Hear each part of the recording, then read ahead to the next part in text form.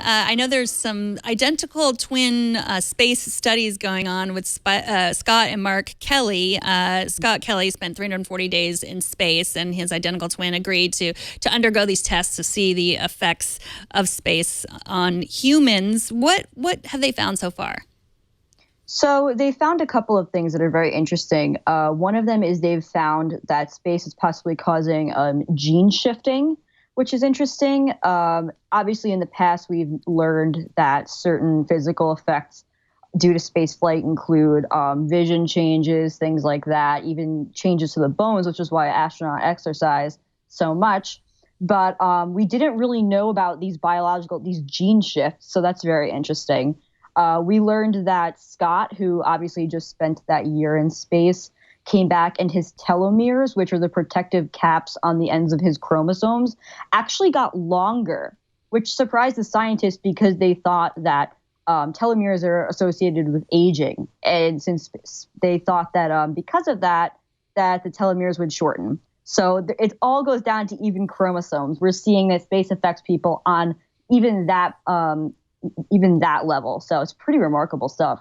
I imagine there's been a lot of attention to the obviously the effects of space travel on humans, and especially prolonged space travel. Are there any theories that point to space being like, I don't know, a cure to an ailment or something along those lines? Like, hey, well, this particular very random thing is happening inside of your body.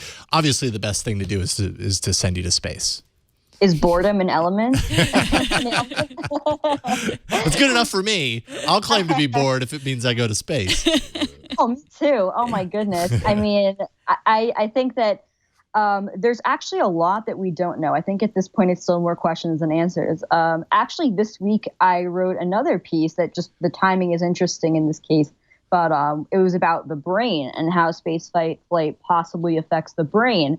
And we've never conducted any studies about how astronauts' brains change, which is interesting when you think about how important the brain is to all of our functions.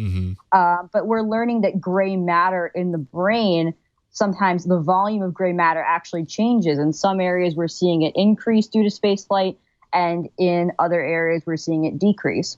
And that could be due to the body literally retraining itself to move in microgravity. Okay, so gray area decreasing or increasing. I mean, are either of those things in and of themselves bad for brain development, let's say? So that's the $1 million question at this point. They are the women who I spoke to at University of Michigan, one of the authors on this study. Her name is Rachel Seidler.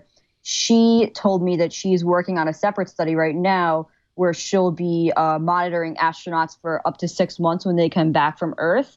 And that will really tell us if these gray matter levels return to their pre-flight levels. So obviously right now we're all really excited about all this talk to go to Mars. I know I want to go to Mars, but it's important to find out before we jet off how our bodies are going to be affected, because unfortunately we aren't exactly set up to go to space.